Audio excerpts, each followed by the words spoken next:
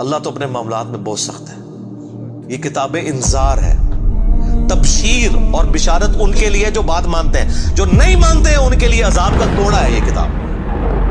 کیونکہ اللہ ہے نا، یہ کائنات اس نے اس لیے بنائی ہے کہ آپ جانوروں کی طرح کھائیں پیئیں، اولاد پیدا کریں اور مر جائیں. السلام علیکم. آج ہم آپ کے لیے لے کے آئے ایک اور بہترین پیشکش بائے انجینئر محمد علی مرزا صاحب.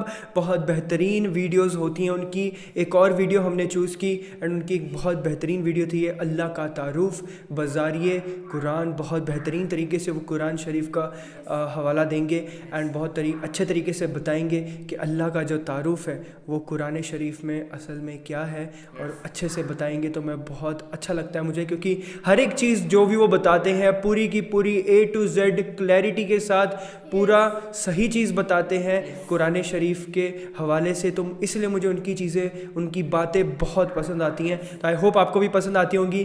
اینڈ گائز، اگر آپ کو یہ ویڈیو فل ان کی ویڈیو دیکھنی ہے میں نے لنک ڈسکرپشن میں دیا، آپ جا کے ضرور دیکھیے گا. تو گائز بنا ٹائم ویسٹ کیے لیٹس اسٹارٹ آ ویڈیو. ان الذین کفروا، بے شک وہ لوگ جنہوں نے کفر اختیار کیا، سواء علیہم، ان کے لیے تو برابر ہے، انذرتہم، کہ آپ صلی اللہ علیہ وآلہ وسلم ان کو آخرت کا ڈر سنائیں، ام لم تنذرہم لا یؤمنون، یا آپ صلی اللہ علیہ وآلہ وسلم انہیں آخرت کا ڈر نہ سنائیں، ان کے لیے برابر ہے. لا یؤمنون، وہ ایمان نہیں لے کر آئیں گے. اچھا، اس کا یہ مطلب نہیں ہے کہ جو کافر ہے اس کو آپ نے تبلیغ نہیں کرنی ہے. تو یہ کتاب ہدایت پوری انسانیت کے لیے، ہدی للناس وبینات من الہدی والفرقان. اس میں امپلائیڈ ہے ان الذین کفروا، بے شک وہ لوگ جنہوں نے کفر اختیار کیا ہے، جان بوجھ کے آنکھیں بند کی ہوئی ہیں. جس کو ڈاکٹر اسرار صاحب رحمہ اللہ تعالیٰ بڑی پیاری بات کرتے تھے کہ جو شخص سویا ہوا ہے اس کو تو آپ جگا سکتے ہیں، اور جو آنکھیں بند کر کے لیٹا ہوا ہے اس کو کوئی نہیں اٹھا سکتا، کیونکہ وہ پہلے ہی جاگ رہا ہے، جاگنا چاہتا نہیں ہے. تو ایسا شخص جس کے اوپر حق اور باطل واضح ہو چکا ہو، اس کے باوجود وہ جان بوجھ کے کفر کی روش اختیار کرے، اس کے لیے قرآن میں کوئی ہدایت نہیں ہے. یہ بڑا خطرناک بات ہے. تو اس سے مراد وہ کافر ہے کہ جو حق جاننے کے باوجود جان بوجھ کے اپنی قبیلے کی حمایت کے اندر، اپنی نسلی تعصب کے اندر، یا جیلسی فیکٹر کی وجہ سے، جس طرح یہودی تھے، نبی صلی اللہ علیہ وآلہ وسلم کو ماننے سے انکار کر دیا، وہ سب کے سب اس کیٹیگری میں فال کرتے ہیں. ان کے لیے اب آپ ان کو تبلیغ کریں نہ کریں ان کے لیے برابر ہے، وہ ایمان نہیں لے کر آئیں گے. ختم اللہ علی قلوبہم، اللہ نے ان کے دلوں پر مہر لگا دی ہے، سیل کر دیا، یعنی سیل ہو گئی، اب کوئی چیز اس کے اندر داخل نہیں ہو سکتی.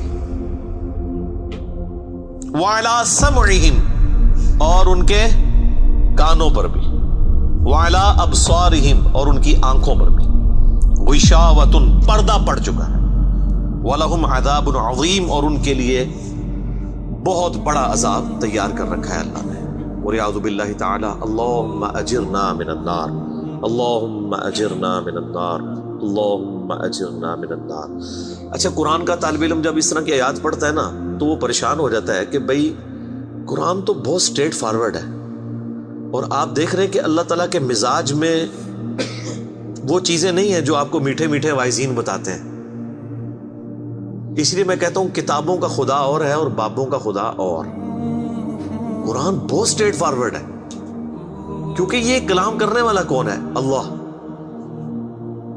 بے پرواہ ہے، اور وہ اسی پیشن کے ساتھ بات کرے گا تو آپ بھی اللہ کو سیریس لیں گے نا.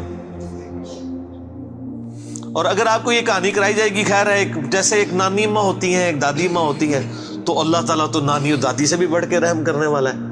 یہ کہانی، یہ کس آیت میں، کس حدیث میں لکھی ہوئی ہے یہ بات؟ اور میں اس کو پھر اینٹی وینم الزامی جواب کے طور پہ، پھکی کے طور پہ کہتا ہوں کہ اگر یہ نانی دادی اور ماں کے ساتھ آپ اللہ کو تشبیہ دے رہے ہیں اس کی محبت کو، تو کیا یہ نانی دادی اور ماں والی محبت اللہ تعالیٰ کی ابو جہل اور فرعون کے ساتھ بھی ہے؟ تو سارے کہیں گے نہیں. تو جو کلمہ پڑھ کے اللہ کے نافرمان اور باغی ہے ان کے ساتھ بھی ہے؟ نہیں.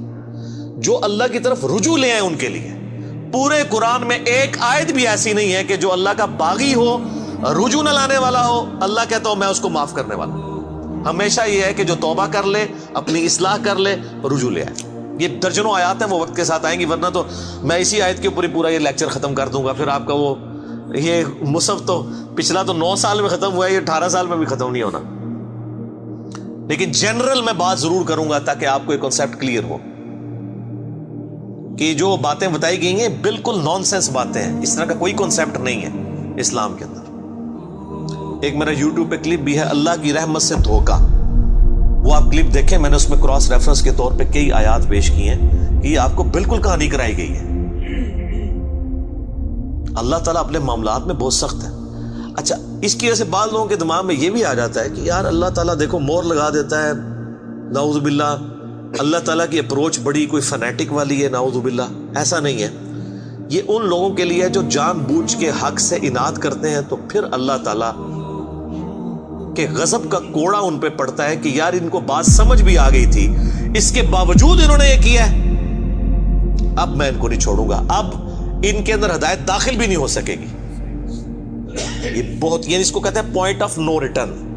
اب اس پہ اللہ تعالیٰ کو کوئی پوچھ نہیں سکتا، اس کو اللہ نے بین کیا ہے، لا يسأل عما يفعل وهم يسألون۔ اللہ کو کوئی نہیں پوچھ سکتا اس نے کوئی کام کیوں کیا، اللہ ہر ایک کو پوچھ سکتا ہے۔ یہ اللہ کو گلہ نہیں کیا جا سکتا، رب ہے، مالک ہے، اس نے اپنے لیے رول طے کیا کہ بھئی جب پوائنٹ آف نو ریٹرن پہ کوئی بندہ پہنچے گا، سچائی قبول کرنے کے باوجود وہ حق سے اناد کرے گا، اس کو نظر آ جائے گی سچائی ہے، پھر بھی وہ اناد کر دے گا، پھر میں موت لگا دوں گا، آؤ پھر وقت کا پیغمبر بھی اس کو ہدایت نہیں دے سکتا۔ انک لا تہدی من احببت ولکن اللہ یہدی من یشاء۔ اے نبی، جس سے تم محبت کرتے ہو تم بھی اسے ہدایت نہیں دے سکتے، اللہ جسے چاہتا ہے ہدایت دیتا ہے۔ ہدایت کس کو دیتا ہے؟ والذین جاہدوا فینا لنہدینہم سبلنا۔ جو لوگ ہماری راہ میں کوشش کریں گے ان کے لیے ہم اپنی راہیں کھولیں گے۔ اس کائنات کی سب سے ایلیٹ چیز ایمان ہے، جس کے اوپر ہمیشہ کی کامیابیوں اور ناکامیوں کا فیصلہ ہونے والا ہے۔ تو آپ کیا سمجھتے ہیں کہ آپ کو یہ راہ چلتے فٹ پاتھ پہ گری پڑی مل جائے گی؟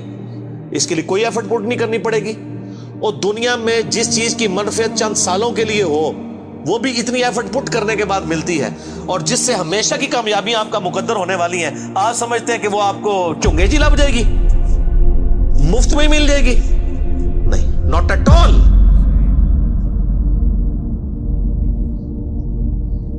میری وائف نے جب پہلی دفعہ قرآن پڑھا نا شادی کے بعد، میں نے اس کو ایک قرآن کلاس ہوتی تھی رمضان شریف میں، تو میں نے کہا میں بچے وغیرہ میں دیکھوں گا، تم نہ صرف ایک دفعہ قرآن پڑھ لو تاکہ تمہیں پتہ چلے قرآن میں لکھا کیا ہوا ہے۔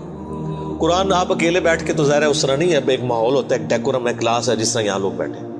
تو رمضان میں پورا قرآن اس نے مکمل کیا نا، تو میں نے اس سے پوچھا تم نے کیا یعنی اس سے حاصل کیا؟ اس نے کہا جی اللہ بہت سخت ہے، اور جس خدا کا تعارف ہمیں ہمارے ماں باپ اور یہ معاشرہ کرواتا ہے وہ خدا نہیں ہے جو قرآن میں ہے۔ اللہ تو اپنے معاملات میں بہت سخت ہے۔ یہ کتاب انذار ہے، تبشیر اور بشارت ان کے لیے جو بات مانتے ہیں، جو نہیں مانتے ہیں ان کے لیے عذاب کا کوڑا ہے یہ کتاب، کیونکہ اللہ ہے نا، یہ کائنات اس نے اس لیے بنائی ہے کہ آپ جانوروں کی طرح کھائیں پیئیں، اولاد پیدا کریں اور مر جائیں۔ انسان کو اس نے اپنے لیے پیدا کیا ہے، پوری کائنات انسان کے لیے اور انسان کو اپنے لیے۔ وما خلقت الجن والانس الا لیعبدون۔ اچھا، یہ جو بات ہے نا ختم اللہ علی قلوبہم وعلی سمعہم وعلی ابصارہم، مور لگا دی ان کے دلوں پر، کانوں پر، آنکھوں پر، پردہ ڈال دیا، اب عذاب ہی ان کو آئے گا۔ یہ آپ نے اگر بات سمجھنی ہے نا تو آپ پارہ نمبر 7 کے آخری صفحے پہ آ جائیں، سورۃ الانعام میں آیت نمبر ہے 110، 7ویں پارے کی آخری آیت، آپ کے یہ بلو والے قرآن میں 142 نمبر پیج کی آخری آیت 110 نمبر، وَنُقَلِّبُ أَفْئِدَتَهُمْ وَأَبْصَارُهُمْ، ہم پھیر دیتے ہیں ان کے دلوں کو اور ان کی آنکھوں کو، عقل اور ان کی آنکھوں کو، کہ وہ حق بات قبول نہ کریں۔ حق سے اللہ فرماتا ہے کہ میں ان کو حق سے اندھا کر دیتا ہوں، کما لم یؤمنوا به اول مرہ، جس طرح کہ انہوں نے بھی تو پہلی دفعہ جب ان کے اوپر حق کھلا تھا انہوں نے ایمان لانے سے روح گردانی کی تھی نا، اب یہ چاہیں گے بھی نہ تو میں ان کو اسلام کی طرف نہیں آنے دوں۔ وَنَذَرُهُمْ فِي طُغْيَانِهِمْ يَعْمَهُونَ، اور میں ان کو چھوڑ دوں گا اپنی سرکشی میں بھٹکتے پھرے.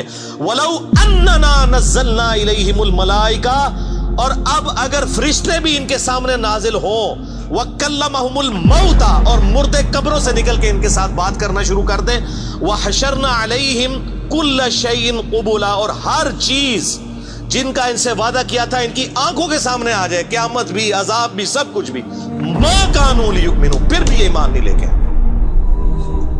یہ ہے سر کتابوں کا خدا. یہ نانی اماں، دادی اماں اور ماما نہیں ہے، یہ اللہ ہے.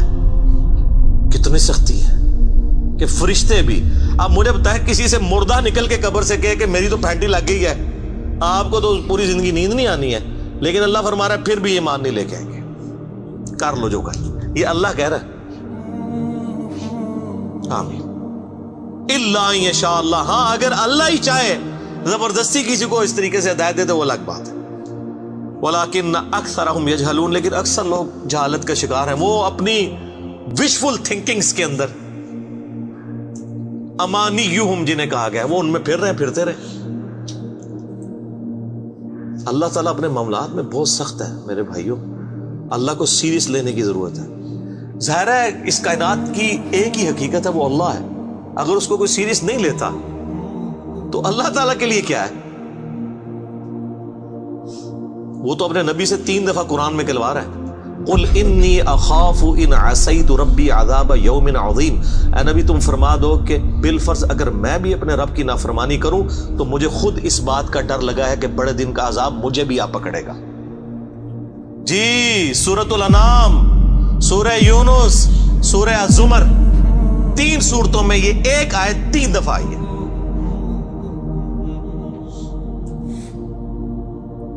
آپ مجھے بتائیں جو آپ کو کہتے ہیں جناب ہم بخشوا لیں گے، ہم اپنے مریدوں کو لے جائیں گے، اور تو انہوں کھنگن نہیں دینا کسی نے ہوتے. تو یہ اس لیے کہ نہ انہوں نے خود قرآن پڑھا ہوا ہے اور نہ آپ کو پڑھنے دیں گے، ورنہ آپ کا دماغ کھل جائے. او جی گاڈ از آل لونگ، یہ کرسچنز نے بھی ایک دھوکہ دیا ہے نا، گاڈ از آل لونگ. تو میں نے ان کو بھی پھکی دی تھی کہ اگر گاڈ از آل لونگ ہے اور وہ آل لونگ کا کانسیپٹ پھر صوفیاء کے ہاں ادھر مسلمانوں میں بھی داخل ہوا، وہ جی اللہ کو ہماری نمازیں چاہیے. اور سر اللہ نے کب کہا مجھے تمہاری نمازیں چاہیے؟ اللہ کہتا ہے تمہیں تمہارے لیے نمازیں چاہیے، اللہ کے لیے نہیں، اپنے لیے. گاڈ از آل لونگ، او آل لونگ اس کے لیے ہے جو اس کا بندہ بن جائے گا، باغی کے لیے نہیں. تو پھر میں نے ان کو دنیاوی طور پہ ایک الزامی جواب، اینٹی وینم پھکی دی ہے کہ بتاؤ تمہارے دشمن کی بھی بیوی ہو اگر کوئی اور اس کے چھوٹے چھوٹے 4 بچے ہوں، کیا تم اپنے دشمن کے لیے خواہش رکھو گے کہ اس کی بیوی چھوٹے چھوٹے 4 بچے چھوڑ کے مر جائے اور اس کے بچے سوتیلی ماں کے ہاتھوں پٹتے رہے، ان کے مینٹل ماڈلز تک بدل جائیں؟ سارے کہیں گے نہیں نہیں جی. کیوں نہیں؟ دل پسیجتا ہے. اچھا آپ کا دل پسیجتا ہے اور آپ نے ہمیں یہ کہانی کرائی ہے کہ اللہ تعالیٰ ماں سے اتنے گنا اور دادی سے اتنے گنا اور نانی سے اتنے گنا محبت کرتا ہے، تو وہ اللہ روزانہ ہزاروں ایسی عورتوں کو موت کیوں دیتا ہے جن کے 4 چھوٹے چھوٹے بچے ہوتے ہیں؟ اس پہ ساروں کی زبانیں گنگ ہو جاتی ہیں. اگر وہ آل لونگ ہے کیوں موت دیتا ہے؟ آپ تو اپنے دشمن کی بیوی کو بھی موت نہ دیں، وہ روزانہ ہزاروں ایسی ماؤں کو موت کیوں دیتا ہے جن کے چھوٹے چھوٹے بچے ہوتے ہیں؟ اس کا مطلب ہے آپ نے جو احساسات ڈیولپ کیے ہوئے ہیں کہ اللہ اپنے بندوں کے ساتھ یہ کرتا ہے، وہ نہیں ہے. اللہ اپنے احساسات کا اسیر نہیں ہے. اللہ کے وہ جذبات نہیں ہیں جو آپ کے ہوتے ہیں، وہ بے پرواہ ہے. ہاں جو اس کا ہو جائے نا اس کے لیے معاملہ الگ ہے. وہ صحیح بخاری میں حدیث ہے کہ جس نے میرے ولی کے ساتھ دشمنی کی میرا اعلان جنگ ہے اس کے خلاف. اور انسان میرا قرب نہیں حاصل کرتا مگر فرائض کے ذریعے اور نوافل پہ استقامت کے ذریعے اس لیول پہ پہنچ جاتا ہے کہ میں اس کے ہاتھ بن جاتا ہوں جس سے وہ پکڑتا ہے، میں اس کے کان بن جاتا ہوں جس سے وہ سنتا ہے، میں اس کی آنکھیں بن جاتا ہوں جس سے وہ دیکھتا ہے، میں اس کے پاؤں بن جاتا ہوں جس سے وہ چلتا ہے. اچھا ادھر ہی حدیث روک دیتے ہیں صوفیاء اور وہ کہتے ہیں نہیں وہ خود ہی خدا بن گیا، ایتھوں ہاتھ پائے گا انج ہو جائے گا. وہ آگے پڑھو کیا لکھا ہوا ہے، وہ جب اپنے دشمن کے اگینسٹ مجھ سے پناہ طلب کرتا ہے میں اسے پناہ عطا کرتا ہوں. اگر وہ اللہ ہی سے پناہ طلب کر رہا ہے تو وہ پھر ہاتھ مارنے جو تو نا یہ ہاتھ بن جاتا ہوں، پاؤں بن جاتا ہوں، کان بن جاتا ہوں. اس سے مراد یہ کہ اس کا اوڑھنا بچھونا پھر میں ہی بن جاتا ہوں. قل ان صلاتی و نسکی و محیای و مماتی للہ رب العالمین، اے نبی تم فرما دو بے شک میری نماز، میری قربانی، میرا جینا، میرا مرنا سب اللہ کے لیے، اوڑھنا بچھونا اللہ بن جاتا ہے۔ اس حدیث کے آگے الفاظ ہیں، اللہ تعالیٰ فرماتا ہے مجھے کبھی کسی معاملے میں ہچکچاہٹ نہیں ہوتی سوائے ایک معاملے کے کہ جب مجھے اپنے کسی مومن بندے کو موت دینی پڑتی ہے۔ اللہ کہتا ہے میں بھی اس پہ ریلیکٹڈ ہوتا ہوں، کیوں؟ میرا بندہ موت کو ناپسند کرتا ہے۔ ظاہر ہے موت تو کسی کو بھی پسند نہیں ہے،